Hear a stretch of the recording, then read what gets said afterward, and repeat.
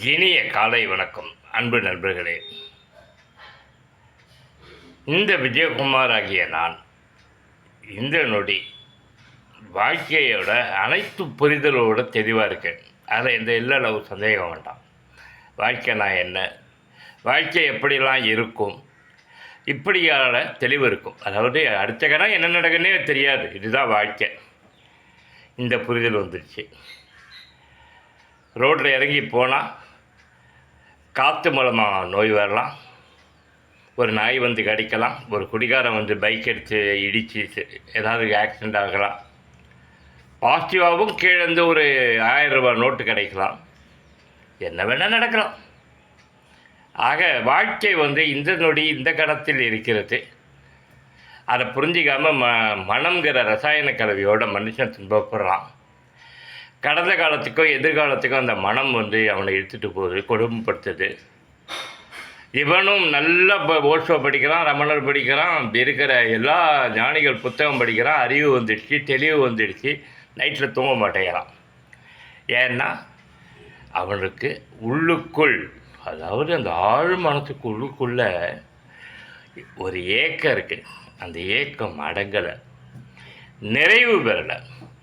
அது வந்து ஏன் இவ்வளோ ஞானம் வந்திருக்கே, நமக்கு இவ்வளோ தெளிவு வந்திருக்கே. வாழ்க்கை என்பது திட்டமிட்டு பயணிக்கும் போது திட்டமிடாத சம்பவங்கள் தருவது தானே அதோட இயல்புன்றான் சொல்கிற அளவுக்கு நல்ல ஞான புரிதல் வந்திருக்கே. அப்புறம் ஏன்டா படுத்தா தூக்கம் வர மாட்டேன், நைட்டில் ஏன் புரண்டு படுக்கிற, காலையில் ஏன் தவிக்கிற, உணவு உடை இருப்பிடம் இருக்க குறையில்லை இறைவனுடைய அருளால். இப்போ 2 ஸ்டெண்டு வச்சாச்சு, இவ்வளவும் பண்ணி உன்னை புது மனுஷனாக பட்டி டிங்கரிங்கு ரீபெயிண்டிங்கு எஃப்சிலாம் பண்ணியும் உட்கார வச்சாச்சு. நேற்று கூட செந்தில் கூப்பிட்டு உனக்கு ஒரு படம் காமிச்சு கையில் ஒரு பஸ் பேருக்கு வச்சிங்கன்ட்டு ஒரு 200-300 ரூபாய்க்கு கையில் கொடுத்து அனுப்பிச்சி விட்றாங்க. எப்படி நல்ல மனைவி இருக்காங்க புரிதலோட.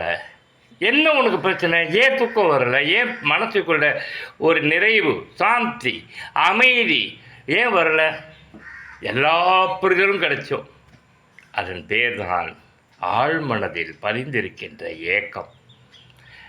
அந்த ஏக்கத்தை தூக்கி எறியணும். என்ன ஏக்கம்?